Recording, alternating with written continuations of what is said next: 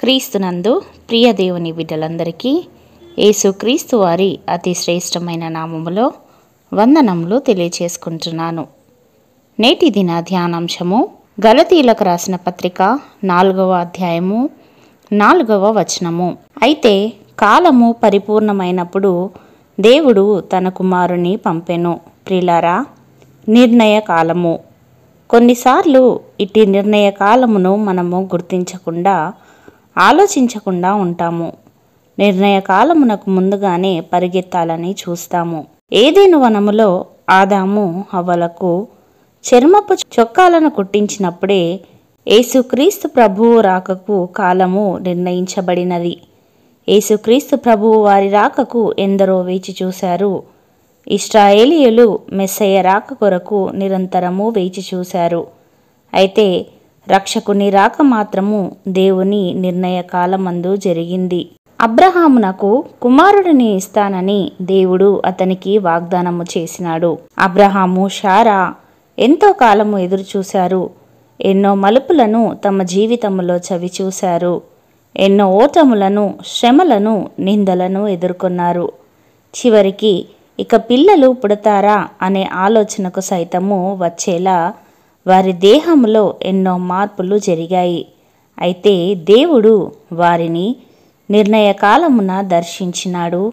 వాగ్దాన పుత్రుడైన ఇస్సాకు జన్మించినాడు. యెహోవా తాను చెప్పిన ప్రకారము శారాను దర్శించెను. యెహోవా తానిచ్చిన మాట చొప్పున శారాను గూర్చి చేసెను. ఎట్లనగా దేవుడు అబ్రహాముతో చెప్పిన నిర్ణయ కాలములో శారా గర్భవతి అయి అతని ముసలితనమందు అతనికి కుమారుని కనెను అని వాక్యము సెలవిస్తుంటున్నది. ప్రియులారా, ఇశ్రాయేలీయులు తాము చేయుచున్న వెట్టి పనులను బట్టి నిట్టూర్పులు విడుచుచు మొరపెట్టుచుండగా తమ వెట్టి పనులను బట్టి వారు పెట్టిన మొర దేవుని యొద్దకు చేరెను. కాగా దేవుడు వారి మూలుగును విని అబ్రహాము, ఇస్సాకు, యాకోబులతో తాను చేసిన నిబంధనను జ్ఞాపకము చేసుకొనెను. ఇశ్రాయేలీయులు 400 సంవత్సరములు కఠినమైన దాసత్వమును అనుభవిస్తూ ఐగుప్తు దేశములో ఉన్నారు. అయితే నిర్ణయకాలము సమీపించినప్పుడు దేవుడు వారి ప్రార్థనలను ఆలకించినాడు. వారిని అట్టి చెరసాల నుండి విడిపించినాడు. ప్రియులారా, ఇక్కడ గమనించినట్లయితే ప్రతిదీ కూడా దేవుని నిర్ణయ కాలమున జరిగినది. దేవుడు నిర్ణయ కాలమున వారికి కావలసినది అనుగ్రహించినాడు. ఒకవేళ నేడు నీవు అనుభవిస్తున్న కష్టాలను, ఇరుకులను, ఇబ్బందులను చూసి ఇంకెప్పుడు ప్రభువా, ఇంకెంతకాలము ప్రభువా అని చింతిస్తున్నావేమో, ప్రశ్నిస్తున్నావేమో.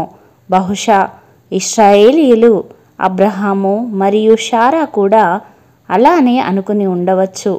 ఇక ఇక్కడే కఠిన దాసత్వము క్రింద మేము బ్రతకాలేము అని ఇశ్రాయేలీయులు, ఇక మాకు లేదా నాకు పిల్లలు పుట్టరేమో అని అబ్రహాము మరియు శారా కూడా అనుకున్నారేమో.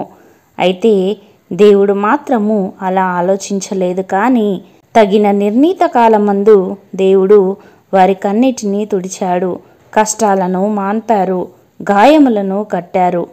ప్రియులారా, నేడు దేవుడు నీకు తెలియచేస్తున్నది కూడా ఇదే.